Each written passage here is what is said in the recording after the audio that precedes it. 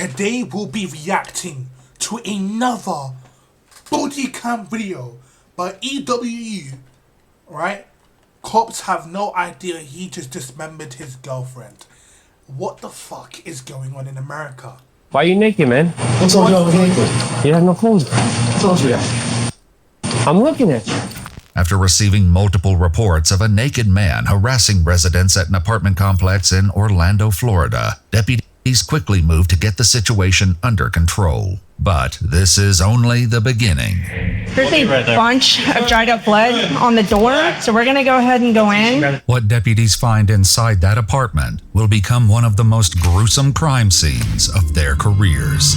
Orange County Sheriff's Office, if you're in there, come out, please. So you ready? Ready? Go. The following is based on official police records released to date, and the footage has never been seen before or until now. Please note that all persons charged with a crime are presumed innocent unless and until proven guilty in a court of law. On July 29, 2021, deputies respond for the second time to an Orlando apartment complex after multiple 911 calls report a naked man Black male said he was living there without authorization, meaning he was not on the lease. On Thursday, July the 19th, 2021, this was in 2021, insane.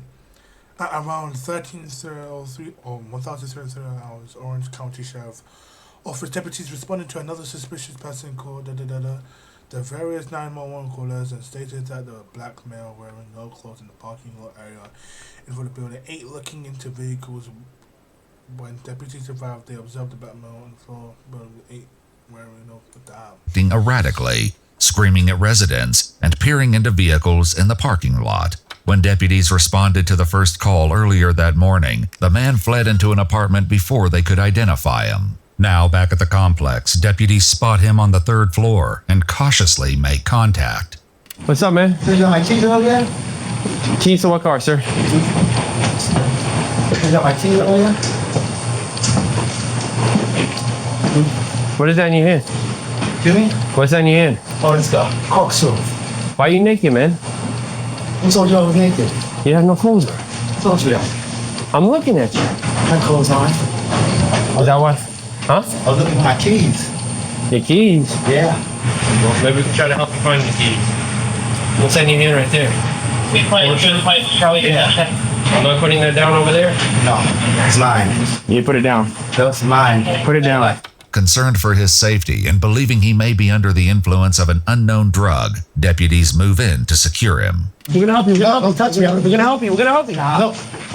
Don't fight. Don't fight. Don't fight. 3-3-1. Don't fight. Don't fight. Relax. Calm down. Calm down. We're gonna help you, buddy. Big Papi. Okay. Just relax. Relax. Okay.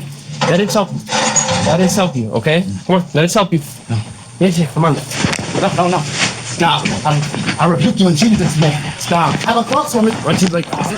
Bro really Get his leg, said, get his leg. bro really said, I rebuke you in Jesus' name, bro. Bro, them police officers need to rebuke your behavior, bro, because I don't know why are you acting like this, bro? He definitely took drugs. Without a doubt, he definitely took drugs, though, because naked, fully butt booty naked, on the porch, bro, is insane. And he dismembered, bro. As deputies struggle to restrain the man, a resident steps in to help. Put your arms behind your back, buddy. We're trying to help you, but you gotta listen to us. As the man is placed in handcuffs, a deputy who responded to the earlier call that morning returns with information that escalates the case. He lives in this apartment, the first floor. So, super long story short, 3-3-1. we were trying to get him earlier. He got felony charges on him for hitting a 7-year-old man. Oh, okay. I guess a couple days ago. Okay. But every time we would come out, he would like slam the door in our face, whatever, so we laugh.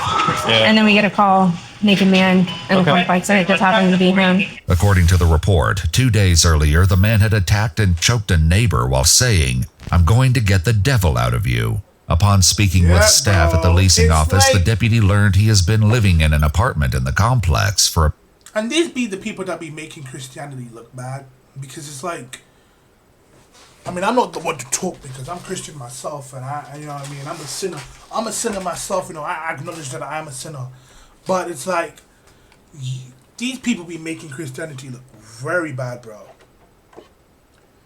Like that's where the whole schizophrenic thing came from, fam. Because it came from people like this.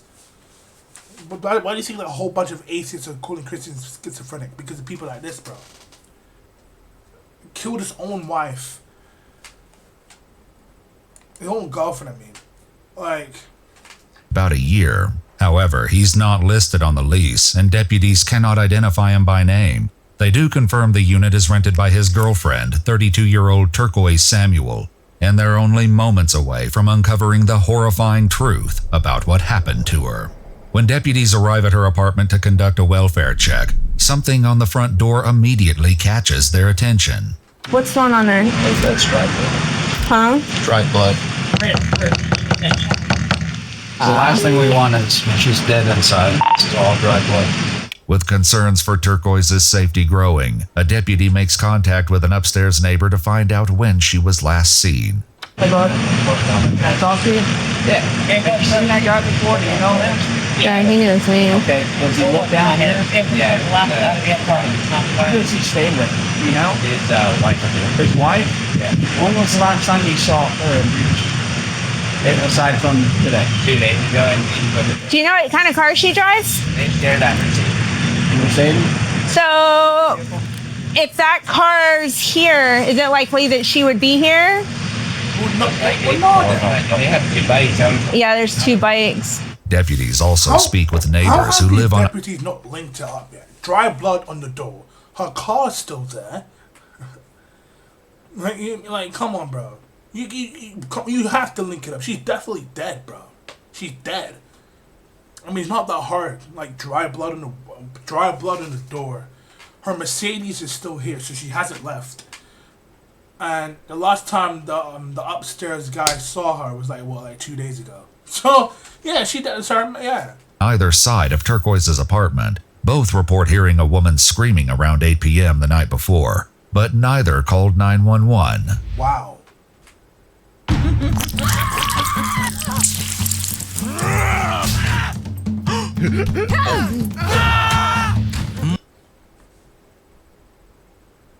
While deputies regroup to plan their entry into the apartment, the naked man is prepared for transport to the hospital, where he will later reveal a shocking and deeply disturbing story that leaves investigators stunned.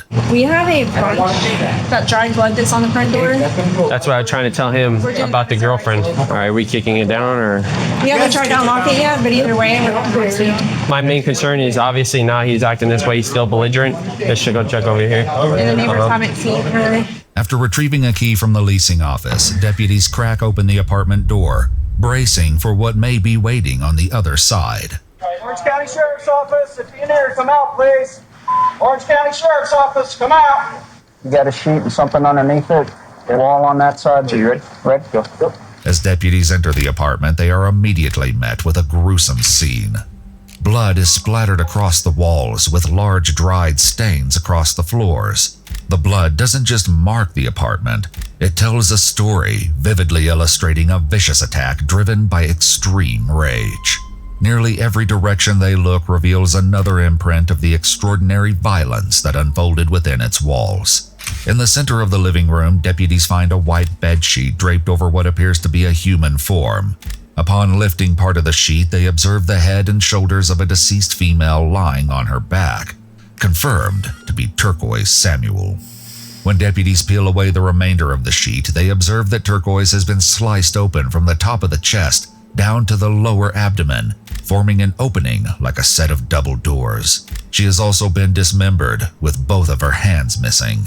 A closer inspection reveals her left foot. You see, it's like, bro.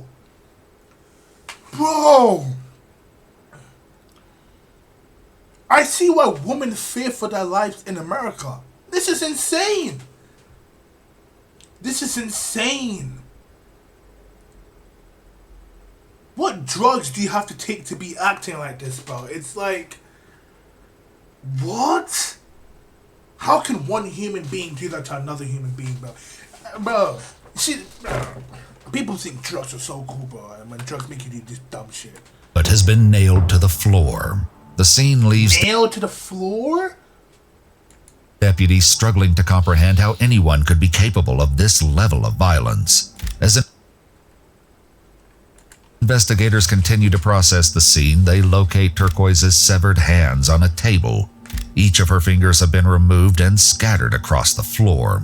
They also discover multiple bloody footprints belonging to someone other than Turquoise. The area is photographed, and the evidence is collected for analysis. As detectives dig into Turquoise's background, they identify the man she was living with as 37-year-old Arthur Creese. Upon visiting him at the hospital, he is still nude and handcuffed to the bed, where investigators begin noticing details on his body that could further connect him to the murder. Cut marks are on the inside of his hands, along with scrapes and abrasions on his knuckles and shoulders. They also find dried blood on his chest and stomach, but no corresponding wounds. His feet are then photographed and measured and are determined to be consistent with the bloody footprints found at the scene.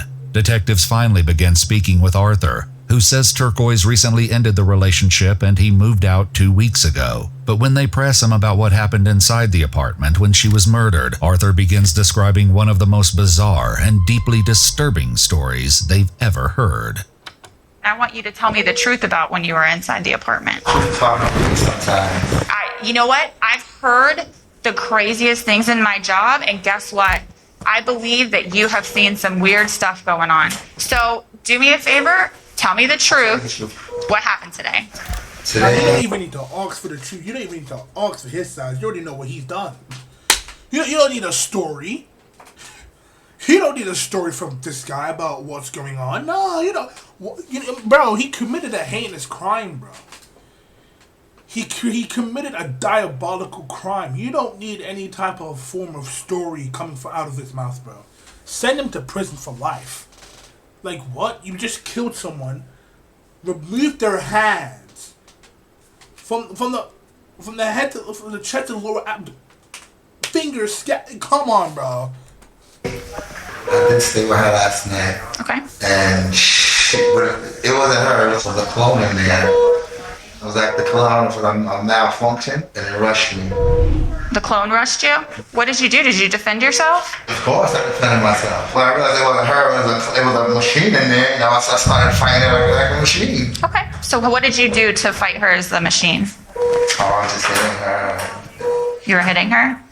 Did you use any weapons to defend yourself? I'll say a knife. A knife? What kind of knife? Like a kitchen knife? Kitchen knife, yeah. Okay.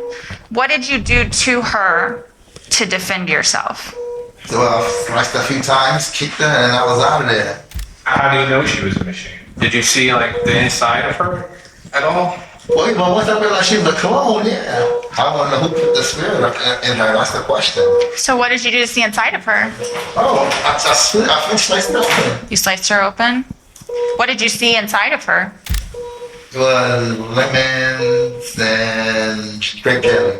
Detectives quickly realize they're dealing with someone untethered from reality. As they search for the truth hidden within Arthur's delusions, his account only grows darker and more alarming. Is it possible that you saw maybe a heart and not a lemon, and that the grape juice was actually blood? No. How do you know it was grape juice? Did you taste it? Yeah. As detectives continue pressing Arthur for answers, their focus shifts, desperately trying to understand what happened to the rest of Turquoise's body. Did her hands come off?